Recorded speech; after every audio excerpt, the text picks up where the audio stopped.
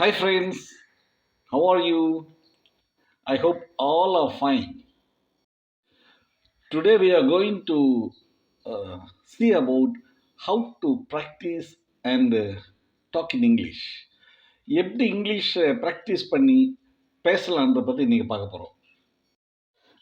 நிறைய பேர் என்கிட்ட கேட்பாங்க, அங்கிள் நான் இங்கிலீஷ் மீடியம் தான் படித்தேன். எல்கேஜிலேருந்து காலேஜ் வரைக்கும் பூரா இங்கிலீஷ் மீடியம் தான் படித்தேன். பெஸ்ட்டு ஸ்கூலில் படித்தேன். ஆனால் யார்கிட்டயாவது புதுசாக இங்கிலீஷில் பேசணுன்னா ஏதோ ஒரு விதமான பயமும் ஏனோ ஒரு தயக்கம் வருது. அதான் ஏன்னு புரியல எனக்கு. இன்னும் சிலர் கேட்பாங்க, நான் தமிழ் மீடியம் தான் படித்தேன், இங்கிலீஷ்னாலே எனக்கு ஒரு பயம். ஆனால் இப்போ இங்கிலீஷ் கற்றுக்கணும்னு ரொம்ப ஆசையாக இருக்குது. அதுக்கு என்ன செய்யலாம் சொல்லுங்கள்.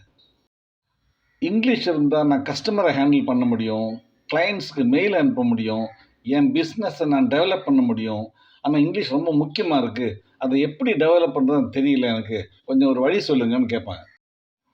சின்ன வயசுலேருந்து ஸ்கூல் படிக்கிறப்போ, காலேஜ் படிக்கிறப்போ யார்கிட்டேயும் வீட்டில் என் ஃப்ரெண்ட்ஸ்கிட்டையும் இங்கிலீஷ் பேசினதே இல்லை.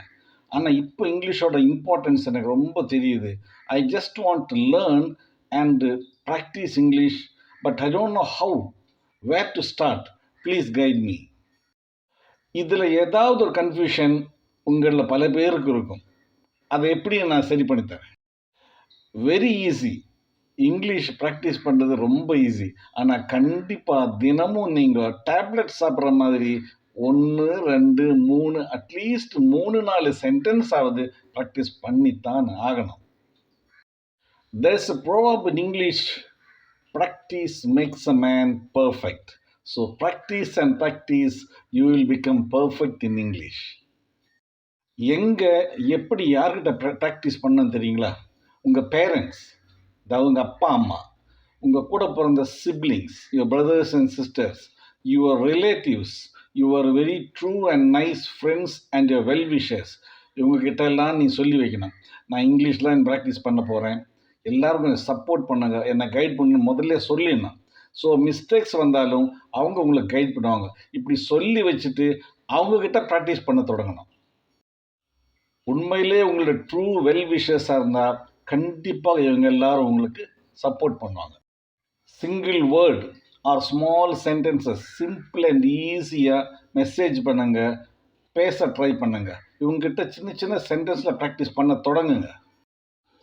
சார் எங்கள் அம்மாவுக்கு இங்கிலீஷ் தெரியாது, என் ஃப்ரெண்ட்ஸ் படிக்கலை, அப்படியெல்லாம் கவலைப்படாதீங்க. இங்கிலீஷ் அவங்களுக்கு தேவையில்லை. You only need English.